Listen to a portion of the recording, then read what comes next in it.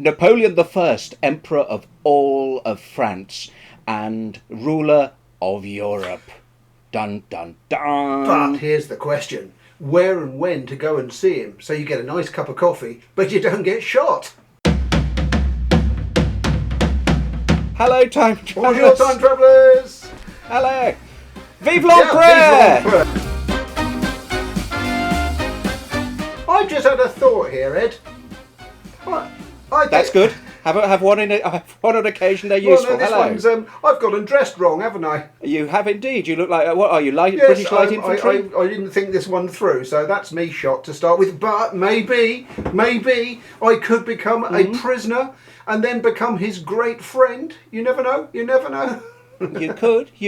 Well, I must admit I've dressed wrong as well because I can't really do Napoleonic because I've got a beard. So I'm either sort of Bonapartist veteran being furious when the king's allowed back after the Napoleonic Wars, but I look more like a sort of rubbish, I don't know, overseer of the poor from Kent in about 1840. But it's a sort of bicon. It'll have to do. I've also got a modern Afghan medal on, which I don't really think is useful. But anyway, we're doing our best. I think we'd fit in some way. No one's going to notice us, really, are they? We would. No, we're good. No, I mean, there'll be his entourage, his Mamluk guards, his servants, his chasseurs à cheval, and the old guard there with their earrings looking all wrinkled and grizzled. And Thea and me will sort of slip in there somewhere and go, all right, Napoleon. How you doing? In perfect French, of course. Or not, perhaps. Now, Mark, one thing I've been worrying about this with meeting Napoleon, you're of French descent, you're half French, you're an ardent French royalist. Why do you want to meet him? Well, this is where I'm going to come in with my first visit.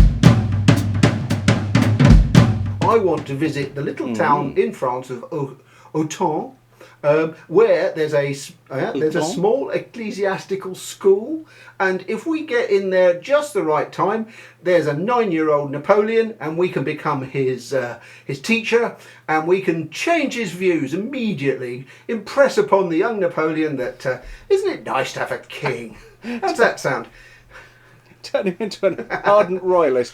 Well, we might be able to, but the revolution's still going to happen, and if anything, he tempers the revolution, doesn't he? Point. I mean, he does some really, really, really bad and stupid things. He's a bit on the massacre-y side. He's not the nice gentleman people imagine, but compared to the sort of guillotine days, he's a bit better. Good point. So do we really want to do that? Also, there was a slight problem because I sort of nipped down to the school and thought, this is going to work. We get in there, become his history teacher. No, the little 9-year-old Napoleon doesn't speak French. He only speaks Corsican and I don't, so that was that ruined. Oh, right, so was he raised entirely in Corsica then? They're a Corsican family. And he only spoke Corsican and Italian up until the age of 10. So that idea didn't work too well, did it? Second idea. Idea number 2. How do you fancy this? A quick trip to Malta. Malta, good. Do you like Malta? Knights of Malta. Yeah, Malta. 1798. Get into the city there. Napoleon's going to sort of invade.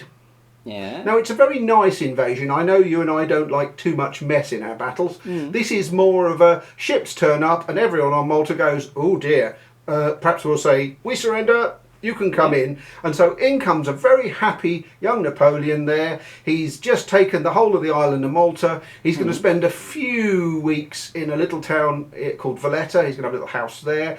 And I thought, walking around like this, you looking like that, we all just look foreign. Maybe we could weevil our way into his good books. What do you think to that?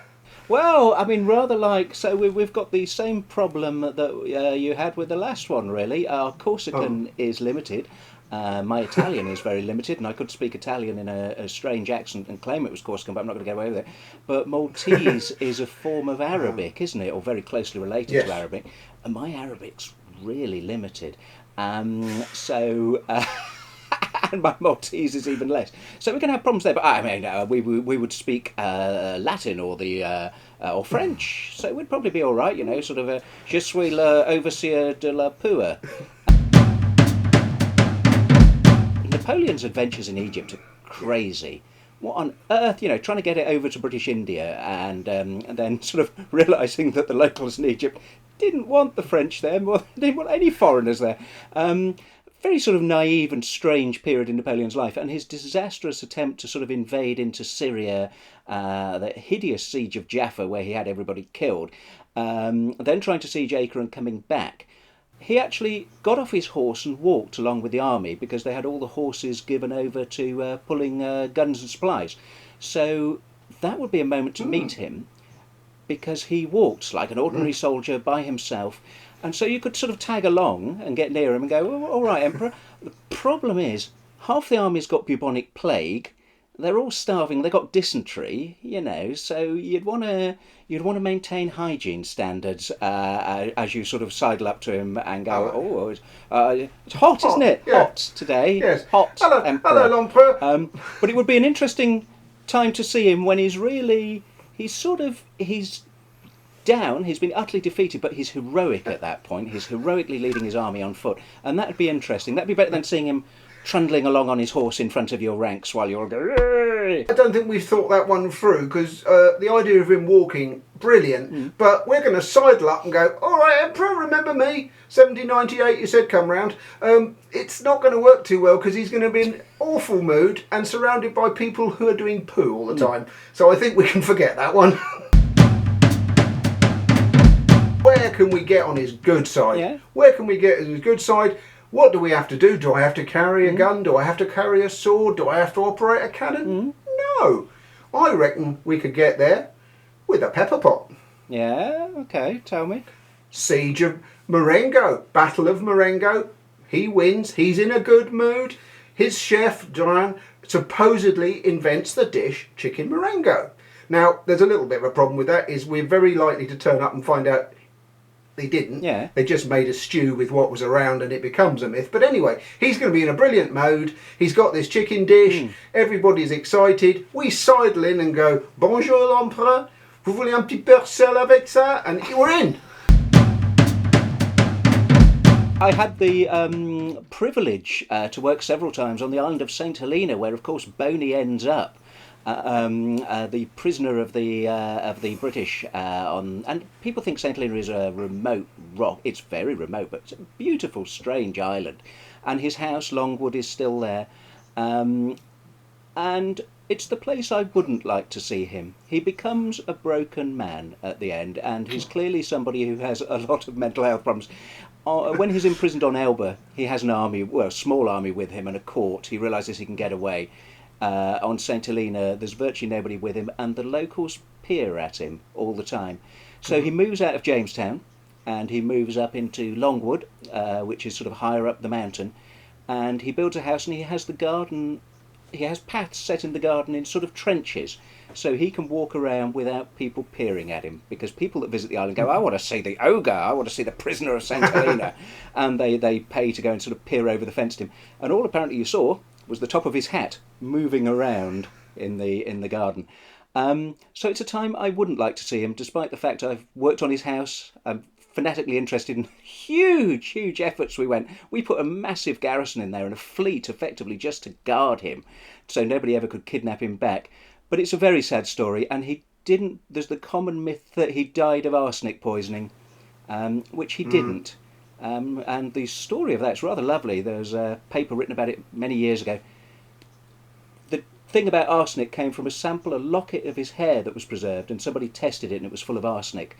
And then they decided the only source of arsenic was in the wallpaper, and he must have been, poisoned by his own wallpaper. Licking it. Which seemed an end for one of the great figures of history. But really, somebody else years later looked at it and looked at loads of samples of bits of hair in lockets, and he found a lovely book from about 1810 saying, to preserve hair to put it in a locket, first immerse it in arsenic. So anyway, he died more than anything of a broken heart, I think, which is rather sad. But to finish off though, we're looking for a place to visit him. We've both dressed in probably English clothes. I think the only place we can go and see him is at Longwood on St Helena and go, you right, Majesty? Do you want salt with that? Evening all. Take care there. And remember, like us, share, subscribe. It's what we all want to do.